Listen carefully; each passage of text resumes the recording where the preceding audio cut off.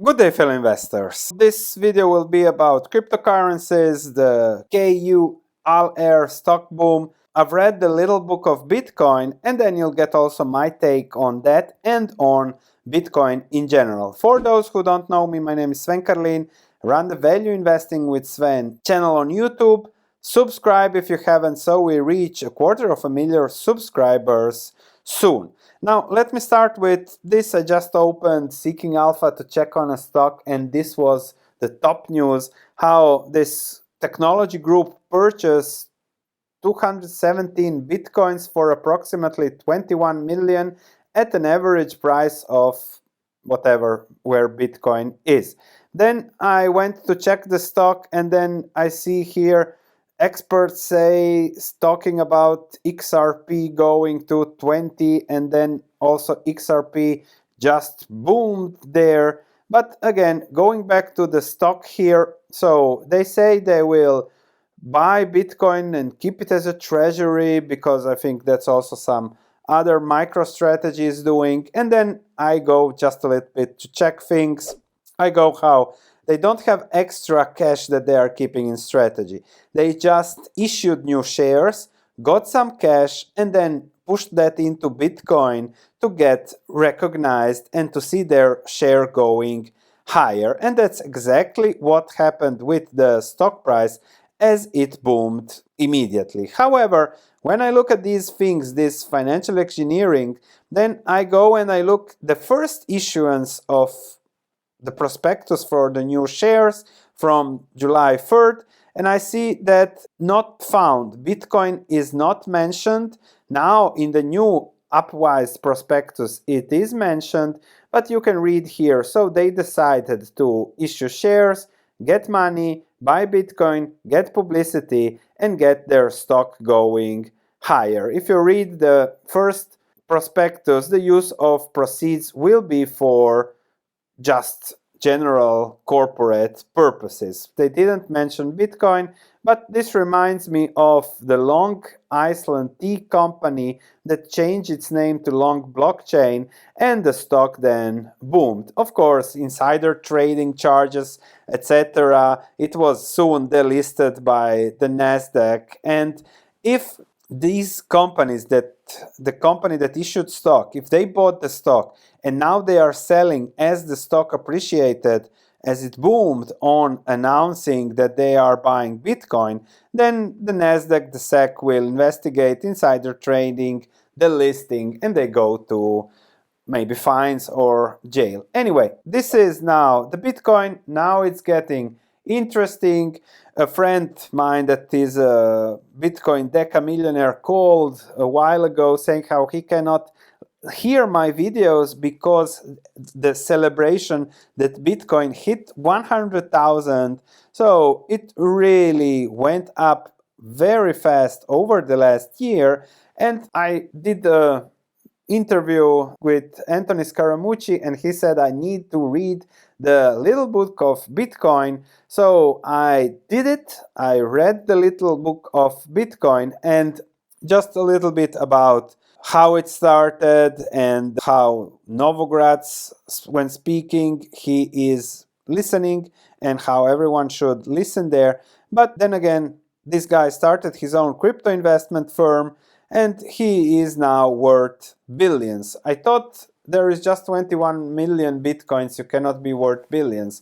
But okay, everything is measured still in US dollars, which is something very important when it comes to understanding also the Bitcoin. However, if I just read through the book a lot of just marketing, branding, Bitcoin is the new Netflix, a very nice story, and we'll get to the meat soon about what it is, and that it is decentralized, so nothing wrong with that. It cannot be corrupted. It has solved a lot of problems that all currencies have, and I'm the first one always saying how all currencies are made to go to zero, and now that Bitcoin, in Michael Saylor's view, is going to solve all the issues that currencies have plagued us over time. There is only 21 million, that's it, that's all that will ever be created.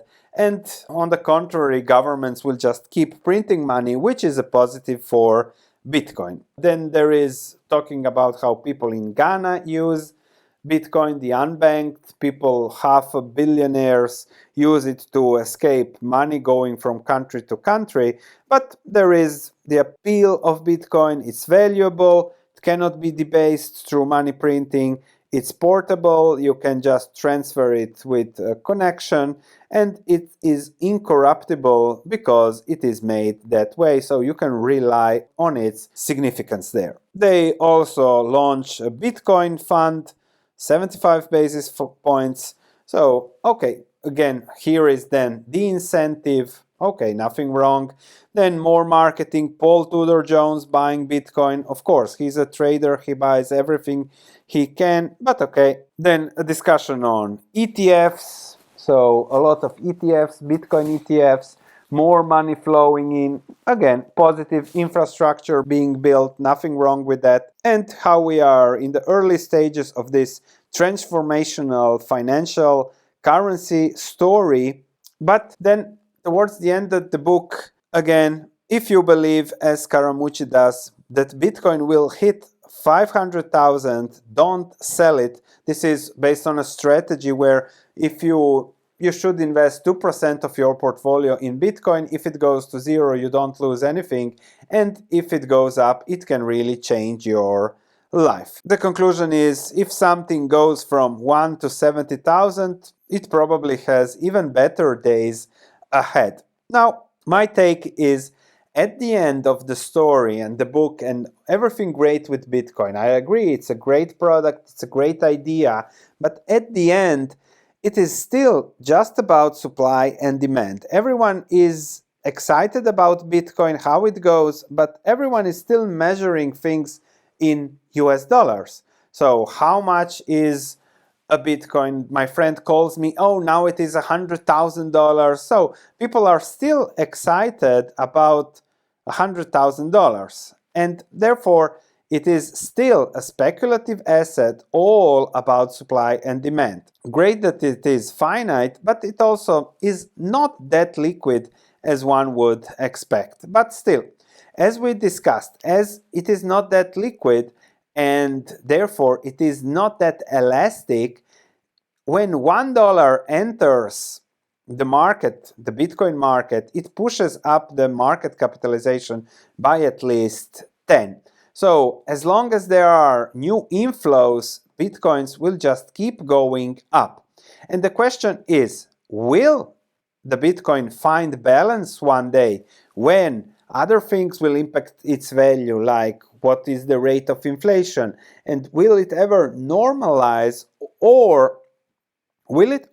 And then if it does, the question is, where will that level normalize? Because at some point, then it should reach a level where globally it finds a balance between supply and demand, and it lowers the volatility so that it can be used in transactions. So that might be the goal, but for now it's still a speculative asset because everyone is excited about its price in, remember, US dollars going up. And that means that for now it still depends on the greater fool theory, where if you're owning one Bitcoin and you want to sell it to someone to make a profit, you need to count that someone else will pay more so that you can make some money on it. And the key is that you must never be the last fool buying it, because then you are in trouble.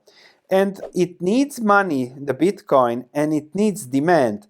So if you want to see it go higher, it needs more demand, it needs more money. If the flows revert, it goes lower. And some even call it worse than a Ponzi scheme.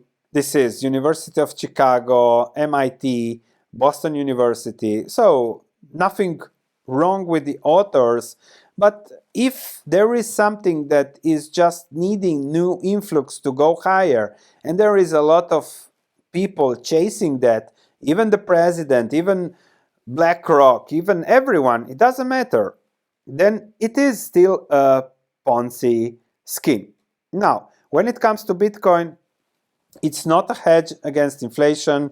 Bitcoin is up, inflation is down, so that's definitely not. Interest rates are not as low as expected. Bitcoin is up, so there is no, let's say, financial relativity at this moment in time.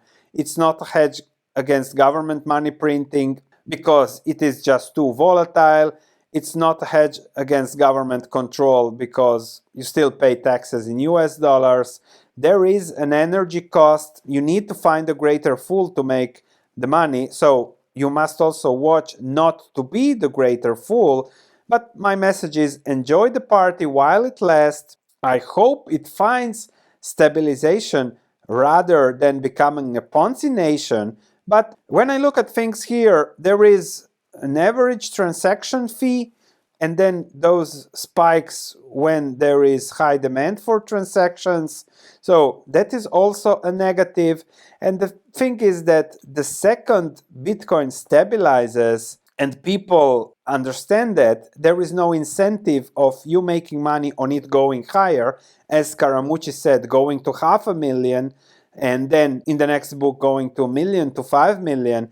The second it stabilizes, the second there is no more incentive that it goes up, the Bitcoin is dead. And with that said, we'll keep doing our value investing. I spent my time reading the book on Bitcoin, and now we can go on with our lives. Thanks for watching. I wish you all the best.